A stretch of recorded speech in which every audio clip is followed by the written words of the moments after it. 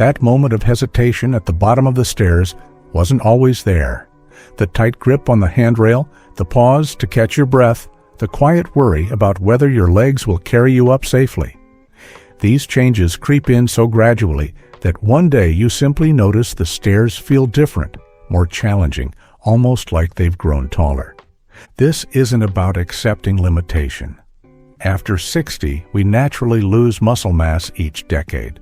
But here's what changes everything. The right movements each morning can rebuild the strength that makes stairs feel effortless again.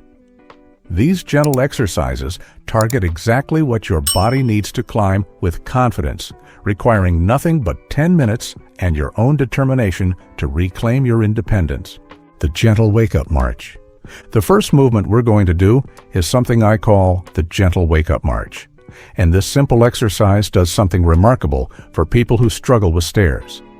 It reconnects your brain to your legs, reminding your nervous system how to lift each leg with control and coordination, the exact same movement pattern you need when you're stepping up onto each stair.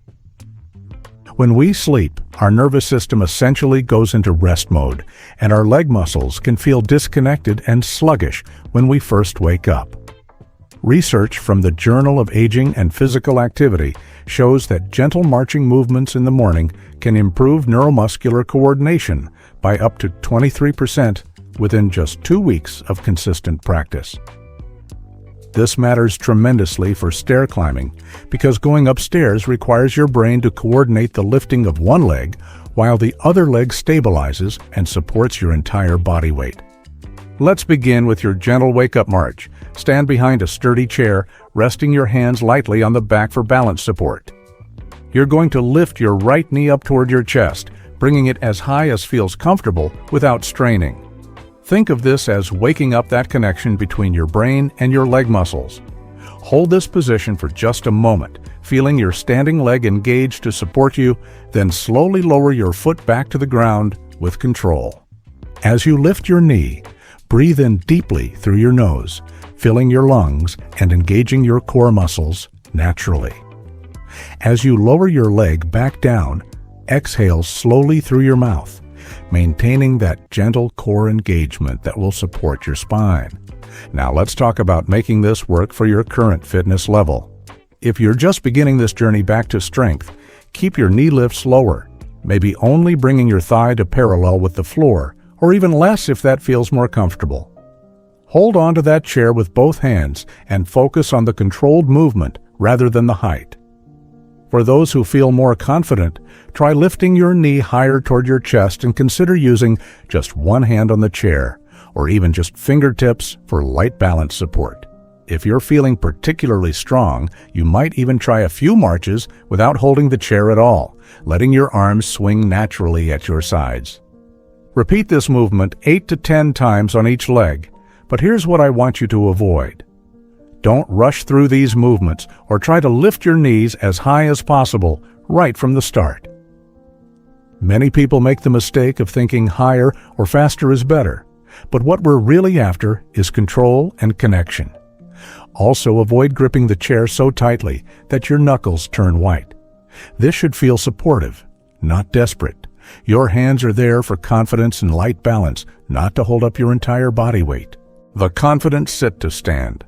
The second movement we're going to master is called the confident sit to stand, and this exercise directly addresses one of the most common fears people have about stairs, which is the fear that their legs won't be strong enough to support them when they need it most. Every time you climb stairs, you're essentially doing a single leg squat on each step, supporting your full body weight on one leg while the other leg steps up to the next level. The beautiful thing about this exercise is that it builds the exact same muscles you use for stair climbing, particularly your quadriceps, which are the large muscles on the front of your thighs, and your glutes, which are your powerhouse muscles that provide the driving force to propel you upward.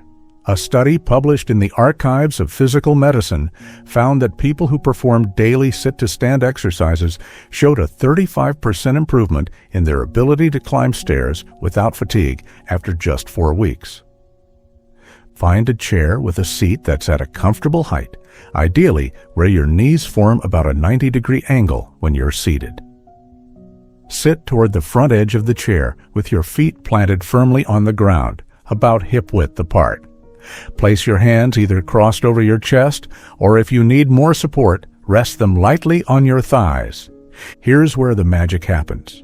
Instead of using your hands to push yourself up or rocking forward to build momentum, you're going to engage your leg muscles to do all the work.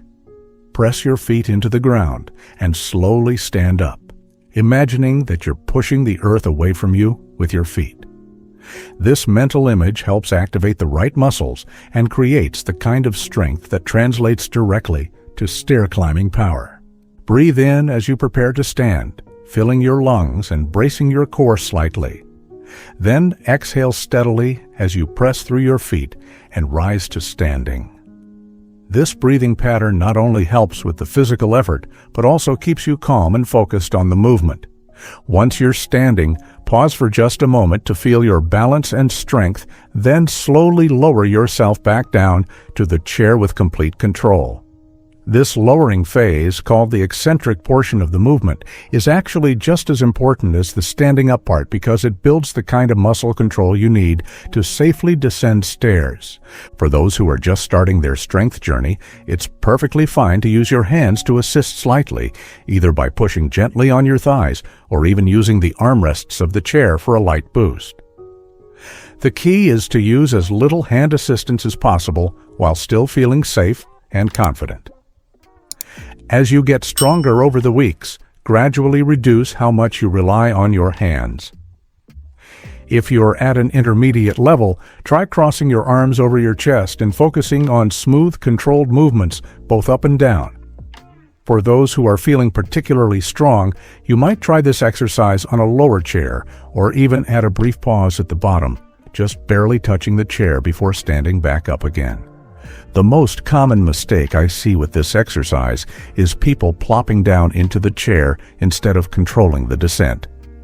Remember, that slow lowering is building crucial muscle strength and control. Also, avoid leaning too far forward or looking down at your feet. Keep your chest proud and your eyes looking straight ahead, just like you would when climbing stairs in your own home. Complete 8 to 12 repetitions of this movement, and remember, every single time you stand up from that chair, you're building the exact strength you need to tackle stairs with confidence. The balance foundation. The fourth movement focuses on something that's absolutely crucial for safe stair climbing, but often gets overlooked when people think about getting stronger. It's called the balance foundation exercise, and it addresses the fact that climbing stairs requires you to balance on one leg while the other leg steps up to the next level. Poor balance is one of the primary reasons people feel unsafe on stairs and why they grip handrails so tightly. What many people don't realize is that balance isn't just about your inner ear or your eyesight. It's actually a complex system involving your muscles, your nervous system, and your proprioception, which is your body's ability to sense where it is in space. After age 60, our proprioceptive abilities naturally decline, but the remarkable thing is that they can be retrained and improved with specific exercises. A study from the Journal of Gerontology found that people who practiced balance exercises for just 10 minutes each morning showed a 42% improvement in their confidence navigating stairs within 6 weeks. For this exercise, you'll want to stand near a wall or sturdy piece of furniture that you can touch if needed. But the goal is to challenge your balance while staying safe. Start by standing on both feet with your eyes open, feeling grounded and stable. Now, shift your weight onto your left foot and slowly lift your right foot just a few inches off the ground. You don't need to lift your knee high or hold your foot out to the side. Simply lift it enough that all your weight is supported by your standing leg. The magic happens in that standing leg. You'll immediately feel all the tiny muscles in your foot, ankle, and leg working to keep you stable. These are the same muscles that work when you're balanced on one leg while stepping up onto a stair. Hold this position for 10 to 15 seconds, if you can, breathing normally and staying relaxed. Breathe naturally during this exercise, but if you feel yourself getting wobbly, take a slow, deep breath in through your nose. This often helps reset your balance and calm your nervous system. Focus on breathing into your belly rather than your chest, which helps engage your core muscles for additional stability. Now switch sides and stand on your right foot while lifting your left foot slightly off the ground. Again, hold for 10 to 15 seconds, focusing on that sense of stability and control in your standing leg. For beginners, it's perfectly acceptable to keep one finger or hand lightly touching a wall or chair for security. The goal isn't to prove you can balance without any support. It's to gradually challenge your balance system while staying safe. You might also try this exercise with your shoes on initially, as they provide a bit more stability than bare feet. As you progress, you can try lifting your support hand away from the wall for just a few seconds at a time. Intermediate practitioners can try closing their eyes for brief periods while balancing, which significantly increases the challenge to your proprioceptive system. Advanced participants might try turning their head slowly from side to side while balancing on one foot, or even try this exercise while standing on one foot, a slightly unstable surface like a folded towel. Repeat this balance challenge 3 to 4 times on each leg, but avoid these common mistakes. Don't hold your breath or tense up your entire body when you're trying to balance. Tension actually makes balance more difficult, not easier. Stay relaxed and breathe normally. Also, don't look down at your feet constantly. Pick a spot on the wall at eye level to focus on, which helps with stability. Finally, don't get discouraged if you can only hold the position for a few seconds at first. Balance improves quickly with practice, and even a few seconds of single-leg standing is beneficial. This exercise is building the foundation of stability that will make you feel secure and confident when you're navigating stairs in your daily life. The Power Prep Calf Raise. Our fifth exercise is called the Power Prep Calf Raise, and this movement targets one of the most overlooked muscle groups when it comes to stair climbing success. Your calf muscles, located on the back of your lower legs, play a crucial role in propelling you upward with each step and providing the spring-like power that makes climbing stairs feel effortless rather than exhausting. Many people don't realize that their calf muscles are often called the second heart, because they help pump blood back up from your feet and legs to your heart. When these muscles are strong and active, they not only help with stair climbing, but also improve your overall circulation and reduce the feeling of heavy, tired legs.